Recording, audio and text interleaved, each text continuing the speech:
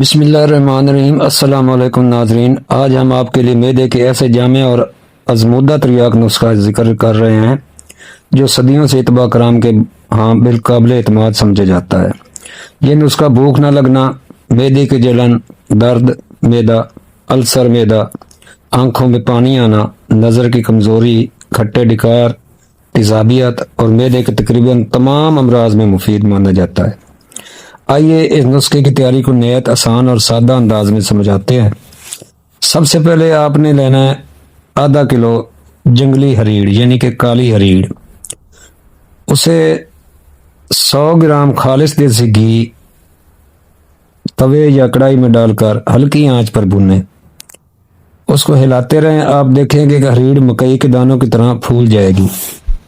جب رنگ ہلکا براؤن ہو جائے اس کو جلنے نہ دیں، ہلکا براؤن ہو جائے تو اتار لیں اور ٹھنڈا ہونے دیں۔ اب اسے اچھی طرح پیس کر صفوف باریک کر لیں اور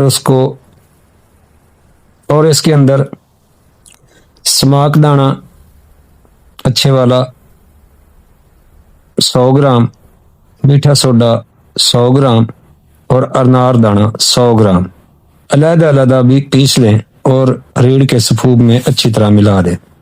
یوں آپ کا یہ قیمتی تریاق نسخہ تیار ہو جاتا ہے۔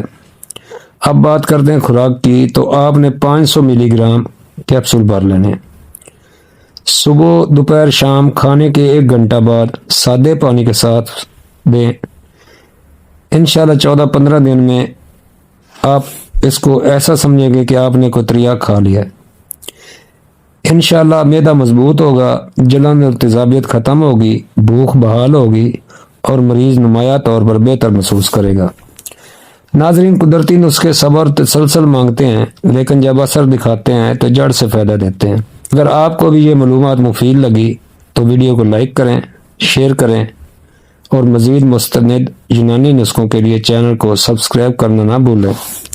اللہ آپ کو صحت کاملہ عطا فرمائے۔ السلام علیکم اور وعلیکم السلام۔